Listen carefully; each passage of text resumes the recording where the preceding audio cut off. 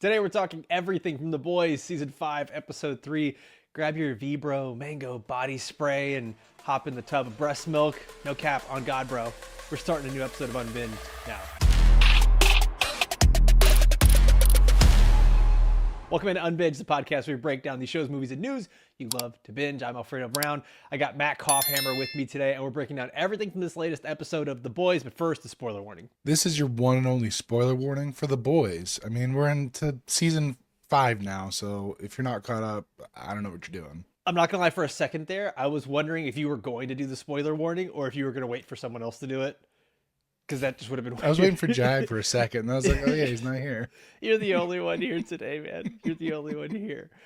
This episode of The Boys, for me, I don't want to call it a pure setup episode because we did get some progression of the story. We got a few more problems that happened here and there. What I think this episode was about was it was continuing to set the tone, and it was more so about continuing to instill fear that we are going to lose characters and that a lot of these characters are getting closer and closer to death, while also establishing what the roles are. I felt like that was kind of pinpointed a lot of like how everyone has their roles. Stan Edgar wants to be back in control of Vought, and Mother's Milk says like his role is to put a bullet in his head, and Butcher's kind of the lying architect of all of this, and then Ryan's role is to set up Homeland. Like there's so many different things here. Koff, how did you feel after this episode?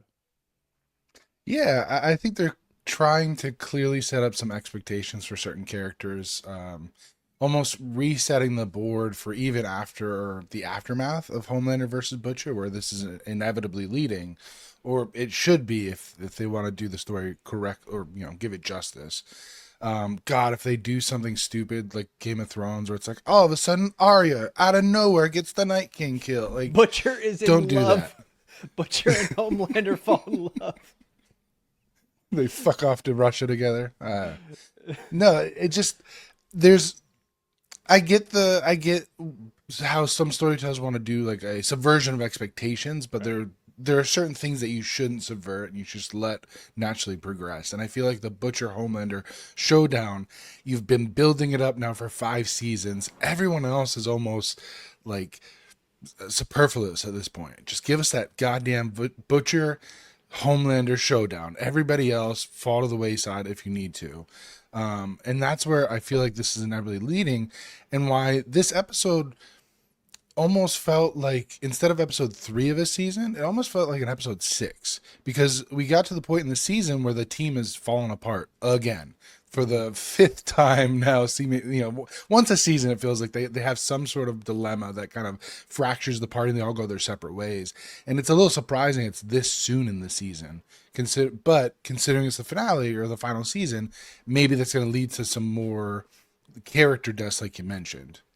Yeah, it almost felt, to talk about what you're saying there, it's like it almost did feel a little bit like a penultimate episode where you kind of feel like, okay, we get a lot of setup here. Like you could tell me that next week was the finale and that we're getting a Butcher Homelander showdown, and you've got these loose ends with Huey, Starlight, oh my gosh, Black Noir, Soldier Boy. Like there's enough loose ends here, but it's not so loose that you're like, I don't know how they're going to tie this all together.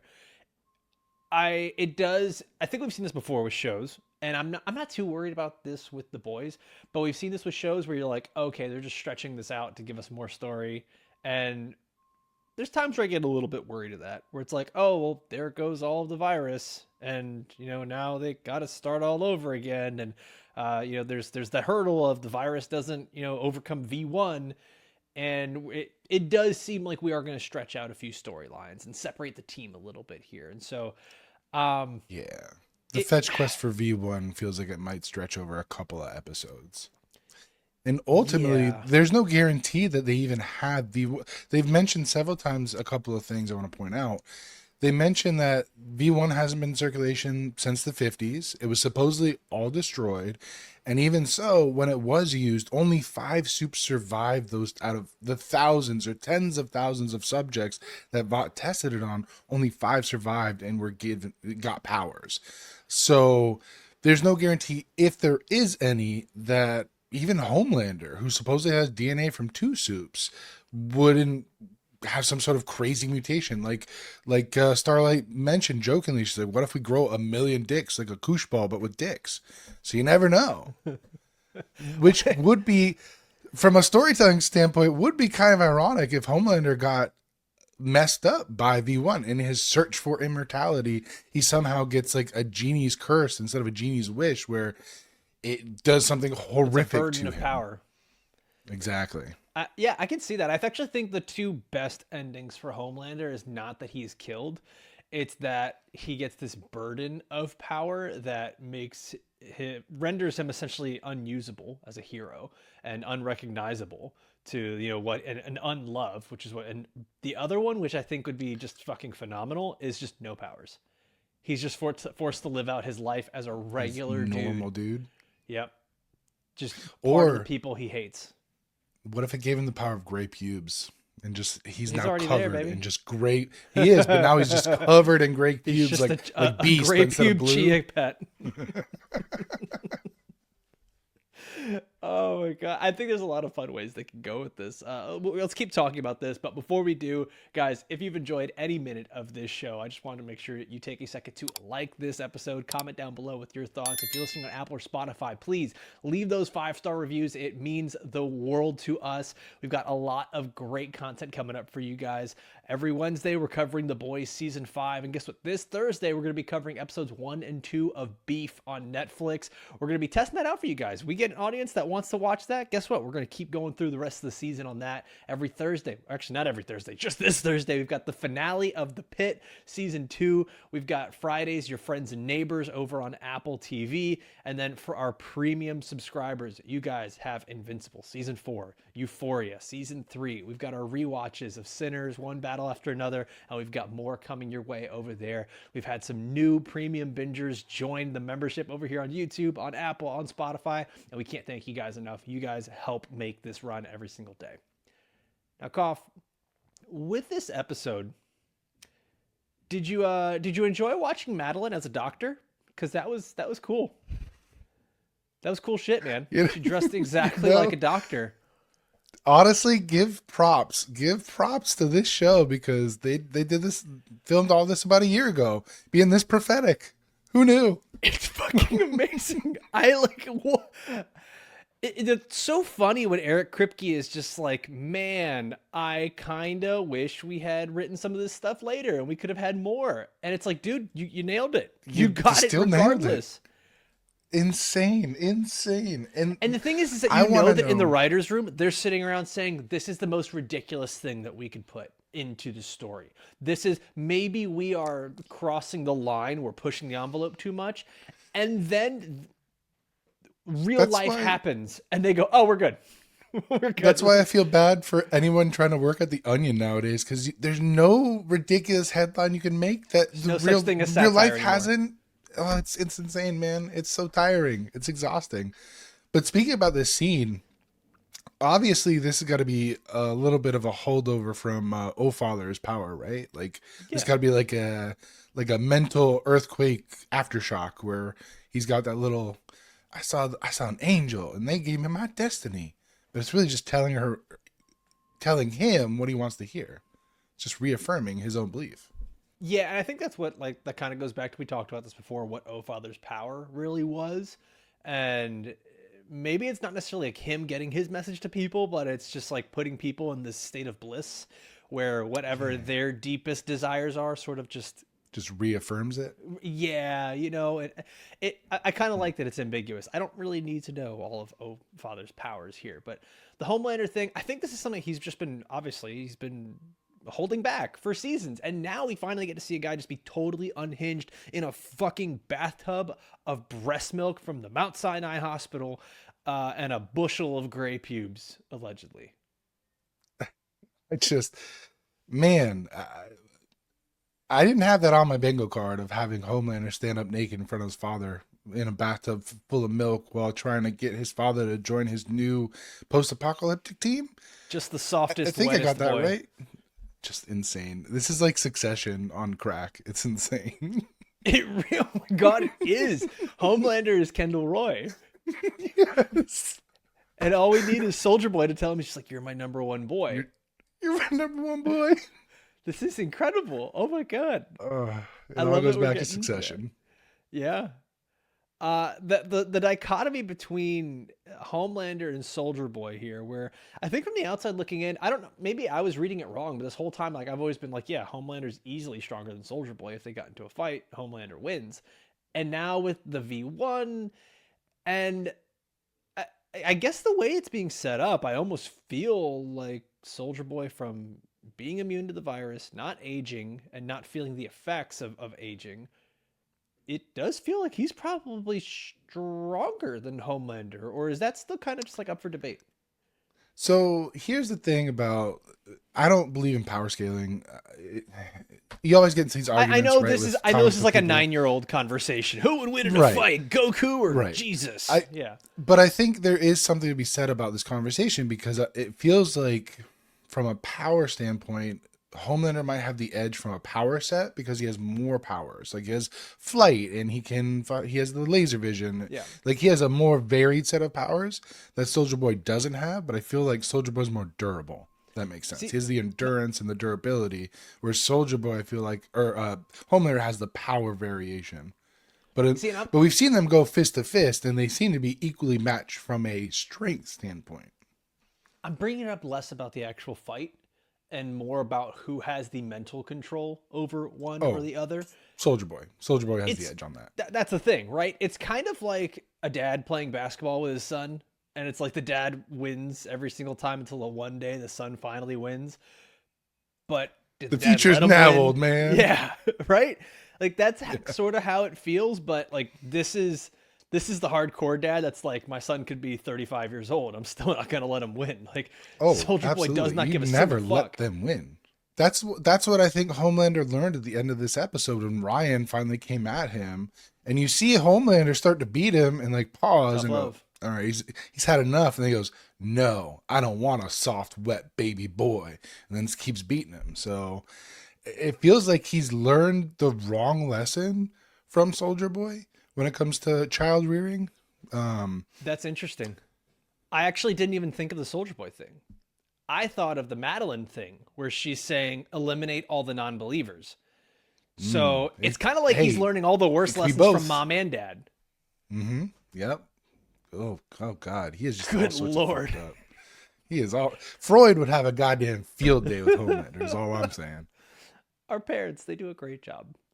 Love you, mom and dad. So much. Oh man. So I was much. I was rewatching Ted Lasso, and it reminds me of what May said to Rebecca. Yes. She's like, That "Our was mom going and through my dad's head. fuck us up. Our mom and dad fuck us up. It's but we gotta move on, because at the end of the day, we're still responsible for our own choices." Man, think speaking of like the whole parental thing, Ryan with Butcher, interesting relationship there.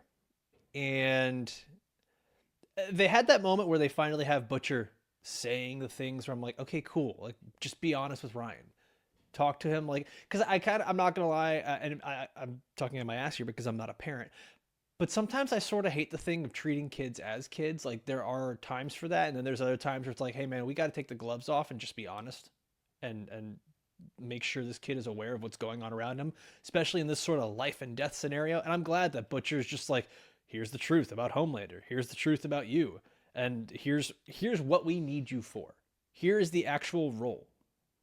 But here's the thing about Butcher, right? Is he can't even save himself from himself sometimes, No, because yes, he was technically giving the truth, but he was doing it in a way to manipulate of Ryan. course.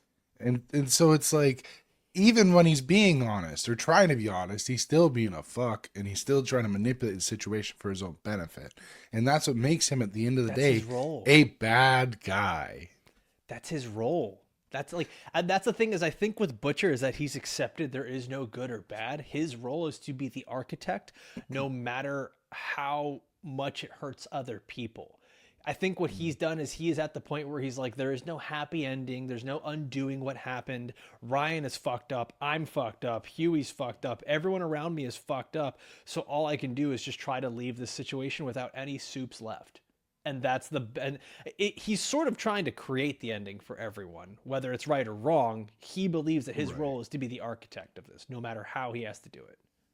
Yeah, he believes his role is the ends will always justify the means. I just got to get to the means, Hmm. or I got to get to the end. So it's sad all the way around. Like there's no winners in this story. Even somebody like Huey at the end of the day has done enough to taint his soul that he is in a situation where he's confronted by the sins of his past, where he can't look the kid in the eye because the kid's invisible, but he has the kid in front of him and confronting him with the fact that, like, you killed my dad. He's like, yeah, but my girlfriend got murdered, not by your dad per se, but like somebody your dad was. And so it's like, even when he was trying to give the justification for it, he was talking himself in circles. And so it's like, even somebody like Huey, who we view as the protagonist and as almost an innocent, has done some horrific things throughout this entire story. And so there's blood on everyone's hands. And until we can get to a point where people are willing to almost put down their arms and talk, we're never going to break the cycle that Frenchie or Huey mentions, where it's like, we kill somebody, then their kid finds out, and then they come after us, and it's just a vicious circle over and over and over. And so there's got to be a point where you either break the circle, you break that cycle, or everyone dies. What's funny is you say that, and there's that scene right there where Starlight is just kind of, it's refreshing that she's like, I haven't been around someone who just wants to try to make things better, and hear someone say that. But it's such an interesting play here because you just had Huey talking about how this whole situation led him to a point where he was killing people. Like, obviously his heart is different now, but it doesn't matter. It kind of shows that anyone, no matter how good or bad within this show, has been corruptible at some point because of the almighty power that's around them, this compound V. And even someone like Huey, who doesn't even have it, you can see what it does to other people. So it's almost like you're talking about how Huey's talking himself in circles. It's almost like the more you try to justify this stuff, you realize you can't justify it, and you're kind of just saying like, Butcher's not a good guy, but fuck, he kind of makes sense at this point of like all of this compound V and this ultimate power is corrupting people. Especially when you hear a guy like Stan Edgar say, hey, the only thing that's more powerful than that is profit and loss. Put me back at the head of Vought. And it's just like, damn, there is no end in sight. As long as there's soups, there's going to be absolute evil. But here's the thing, you don't even need soups. That's company. Stan's point. It's the way of the world at this point when you have, unfettered capitalism. It doesn't matter if it's soups. It doesn't matter if it's, actors. It doesn't matter if it's entertainment. It doesn't matter who it is. Profit. Right. Exactly. Fuck those guys. Damn podcasters. Get a real When job. profit, exactly. When profit takes precedence over people, it doesn't matter what the product is. It's bad for everyone. And so that's why it's scary when you look around and you see all these these tech companies who are like, yeah, we're building AI. Oh, it broke containment. We're not worried about it though. And oh, we're making these autonomous robots that can jump over things, that can correct their trajectory when they fall over. You can't really stop them. We're gonna give them a gun now. And it's just like, we're designing our own end, and we don't need unhinged superheroes to kill us. We're doing it just fine ourselves. It's crazy. You good? Oh no, I felt you nap. going down a path I could not follow. Cough. Dude, You underestimate my power. we had a guy here at the house this morning. Just a quick story. We had a guy here at the house this morning to fix a tile on our backsplash in the kitchen, and he looked inside my office and he sees the light and the camera and the microphone. And half the time, I assume people think that I do like some kind of really lame porn. OnlyFans, right? Yeah. I'm basically just Cassie in Euphoria, but like 1/8 that's hot. Doggy in the window.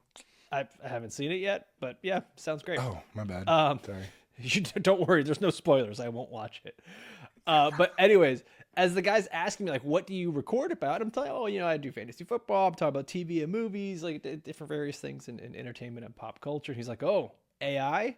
And that was it. Like, he didn't even like give me a sentence. He just said the letters AI ? And I was like, Allen Iverson? I was like, what do you mean? And it was like in that moment, it's such a brief, simple conversation, but to be like, damn, the guy who's fixing the tile at my house is just like, yep, AI is the wave of the future. And I'm just like, dude, you do a physical trade for a living, and even you're on board. It's kind of crazy to think of that, and to try to like bring it back full circle to what you were talking about. It's like, yeah, even in this show, regardless of whether you're a superhero or not, we're just kind of creating our own demise. Yep.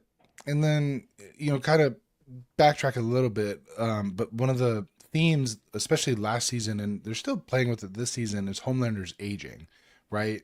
And so this episode really is pointing it out because he's now like, oh, I'm going to be immortal. Aging's not going to be a problem. And then you have the scene where Soldier Boy's like, a bushel full of gray pubes, pointing out Bushel that is insane, by the way. it's a nuts description. To tell someone but they've got a bushel of gray pubes is the ultimate insult, and I can't wait to use bushel more often in my daily language. Love it.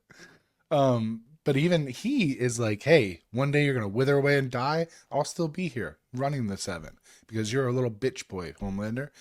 And that's why I think the bathtub full of milk, it's weird and gross, but I think it's supposed to be, it's there visually on purpose. And I think it's supposed to parallel like the story of the like 16th century like Hungarian countess that used to like murder virgin workers and then bathe in their blood because it supposedly maintained her youth. Nuts. 15th century, 16th century. For when you do like drop knowledge like that, yeah. Like just coughs history corner and just let you go off, man. She was known as the Bloody Countess. But yeah, so I wonder if that was intentional to show like he's trying to maintain his youth by bathing in the breast milk from the NICU unit of Mount Sinai. And so I think that was meant to be like this poignant, like he is still after his fountain of youth. And I think that may ultimately be his demise. Maybe even if he may ultimately beat Butcher. And we could get to the point where the penultimate episode is Butcher losing. And then you think Homelander's going to take over. And then the finale could be his own hubris taking him down because he finally gets his V1. And then it fucks him up or it depowers him or it makes him explode with 1,000 dicks. Who knows? But that could be the way this ends instead of the Clash of the Titans that we all expect. Yeah, I think it's got to be one of those. It's got to be one of those. It's either the too much power and it just renders him useless, or no power, which what renders him useless and mortal. I don't think you end up with a, spoilers here, Man of Steel, twist the neck and that's it. Like, cool fight, bro. It's over. Oh, like Cindy went out. She went out surprisingly quick. Yeah, that was that's the one that like the telekinesis girl. Of? Sure, yeah. Yeah, the one who had the most insane backstory when he's like, "What's your what the story?" Fuck, man. What was that? What was that? Fuck. The Netflix because Mark and Mindy Mork was and a Mindy? documentary. It's great. I honestly think that maybe like 20% of people watching understood the references, but wow. Oh, I mean, So I was locked in. As she would describe it, I know she's fucking with the deep, but like this is fantastic. I love her little insane backstory because it could be a Black Nar situation where she actually thinks that is what's happening, or she is just fucking with the deep. We'll never know because now she's dead. Just love it. The Deep's like, and Homelander picked you? Personally. Like, yep. She's like, yep. Personally handpicked. He's like, motherfucker. Also, needle drop moment, man. Limp Bizkit rolling in the Cybertruck could not be more. The entourage of chef's vehicles. kiss. Just chef's kiss, man. Wow. I will say this. You mentioned Frenchie there. This is gonna be stupid. I don't care about Frenchie and Kimiko's relationship right now, and I know you mentioned it before, like you didn't see them as being together. I like them together. It's fine.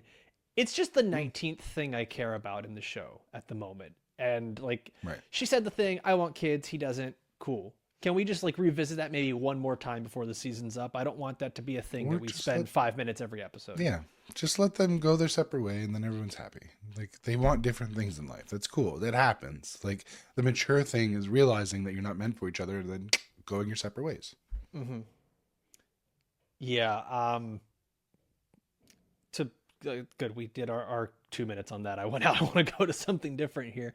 The Stan Edgar bunker was a cool place to be. It was reminiscent of Gen V. We get a very brief reference to Marie Moreau with Stan Edgar. I feel like I might be mistaken here, but I remember in the trailer we get a Marie Moreau cameo really quick in this season. I don't remember, to be honest. I don't It's remember either. possible. It could be a fake out. It could be like a reference to Gen V. Who Like a knows? flashback. What I was getting at is that I do think this is that they've done a good job of being able to be like, hey, the Gen V stuff happened. You don't need to know what all of it was. And I think the cool thing now is that if she shows up, we also can kind of see that because she is the same as Homelander, but doesn't have the V1 like Soldier Boy, she might be a little more susceptible to some things. And I wonder how that plays out because if this virus can get out and we have these beloved characters from Gen V that we care about, like those are pieces getting taken off the chessboard as well here. Like how far does this fight end up stretching out if Butcher's like just fuck it, let's just kill all soups because we know that's not going to happen if we have future seasons of Gen V. The one There's two things that came out of Gen V that could be really important. One being the virus, and two, Marie herself. Yep. And depending on how much they power her up or have her train her powers, she may be able to identify and eliminate the virus from your blood instantaneously. So she may be the Oh, she's the cure. savior of, like, oh God, Kimiko's now infected. And she could just be like, no, she's fine. Could Do be you that think because situation. she can just for the sake of it call it blood bending, because she can blood bend like that, do you think she will be immune to the virus because it simply can't get into her bloodstream? She can fight it off. It's possible. Again, it depends on how much they want to power her up or show her be vulnerable. It's entirely dependent on what Would situation they want to put her in. would that annoy you more as a fan watching this because you're like, "Oh, well that's the get out of jail free card, so to speak, for our characters." No, because I'm almost expect when you introduce something like a weapon like the virus that's almost uncontrollable, you almost need to expect a Deus Ex Machina in the writer's back pocket. Like they need to have that get out of free jail card. And if they did it in a way that's not just like, oh, surprise, oh, she's fine. Like, if they do it right, there's a way I can see them setting it up and making it believable, and then it's just as believable as any other power set, right, in the show. But if they just drop her in and go, oh, yeah, surprise, everyone you thought was dead is actually alive because Marie in the background did it all, that could be annoying. Jensen Ackles as Soldier Boy. Love it. This No is notes. just More of it. this is I was wondering if I'd want to watch more of this, of like Vought Rising. Yes. The answer is yes. We last week we talked about how Homelander is probably one of the best characters on TV, if not the best. He's a top tier villain at the very least. I think Jensen Ackles as Soldier Boy is right up there with him. Like every time he opens his fucking mouth, it is hilarity. Like just him talking. Cough. I love that you wrote everything down about him and Sherry Lewis. Oh, absolutely. So for the people that aren't familiar with Sherry Lewis, back in like the 60s and 70s, she was an entertainer, an American entertainer. She was on TV. She had her own show called The Sherry Lewis Show. And she's most known for being a puppeteer for the character of Lamb Chop. Now, anyone that's a dog owner, you know who Lamb Chop is. I have like several Lamb Chops just like laying around that my dogs have like half torn up. But just imagining Soldier Boy with Sherry Lewis in Studio 54, you know she was wearing that Lamb Chop puppet when they were going at it. I'm just, I have the Google images open of just it's an elder Sherry Lewis though, just like holding lamb chop. Which is in his bag. We know that he likes the older ladies from his introduction 2 seasons ago. R.I.P. Sherry Lewis, by the way. Let's kind of wrap this up here because obviously, like I said, there wasn't much to talk about in this episode, but there is a lot of setup. I think one of the big things being set up that maybe if you're not watching closely enough or you're just kind of giving it no second thoughts here, Black Noir getting double crossed by the Deep at the end here, getting tossed out of the Cybertruck, bro. Sorry, don't hate the player, hate the game, Chief. I think that's actually going to be big because we've been talking about this, Cough. You said this after episode 1. Black Noir has not spoken a word.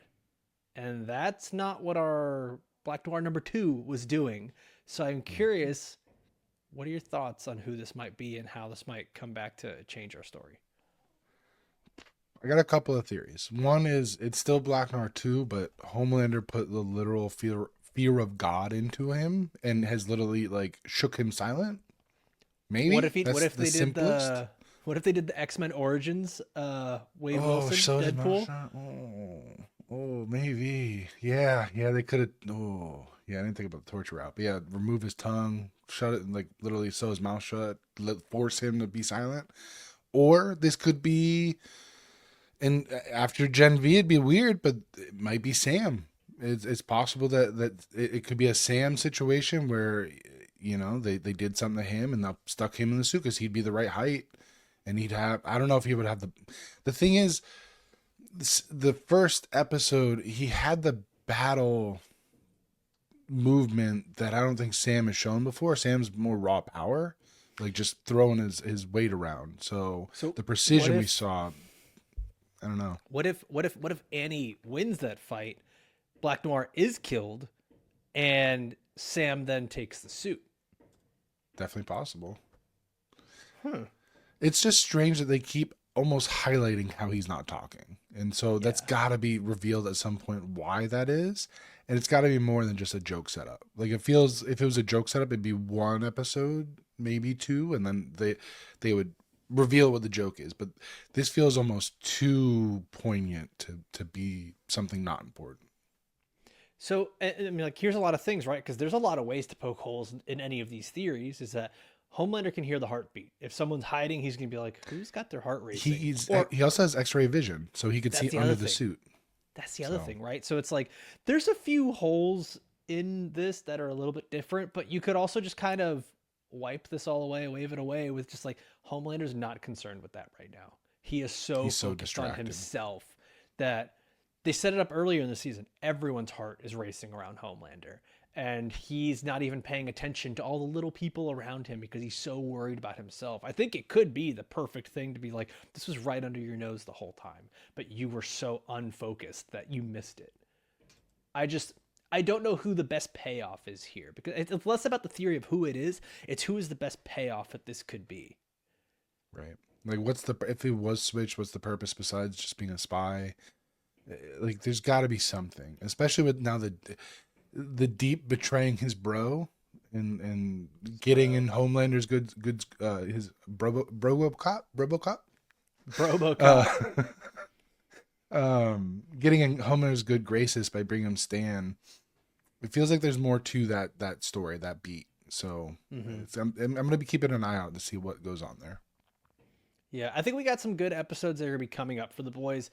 I think we both have the same fear here, is that it could get stretched out a little bit. I think they've done a good job here with like keeping the stakes high, keeping us interested. The fight at the end with Homelander and Ryan, the fake out death of Huey towards the end there with Starlight. Yep.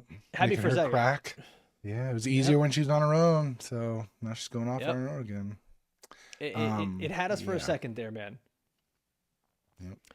But yeah, I think the show, it's been good so far. It's definitely a step up from the previous season. Listen, I'm excited to see where this goes.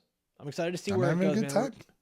Yeah, that's it. We're having a good time with our what the hell is it called again? Your V-Bro?